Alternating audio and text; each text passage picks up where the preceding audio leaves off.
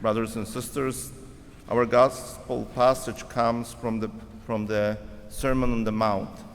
And actually, Jesus is calling his disciples the light of the world and the salt of the earth. And he uses actually that name or description, the light of the world, to describe himself as well in different parts of the gospel, especially in St. John's gospel, when he calls himself the light of the world. But he never calls himself the salt of the earth. We know that Jesus was, for his apostles, the light.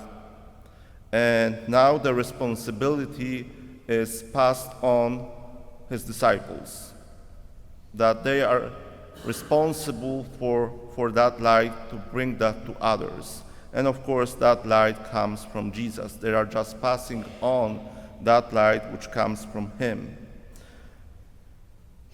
And we know that these two elements, the salt and light, are essentials for our day-to-day functions. Salt is needed to preserve. Salt is needed to make something taste better. The same light. Light is needed to actually to live, to walk, to do anything in our life.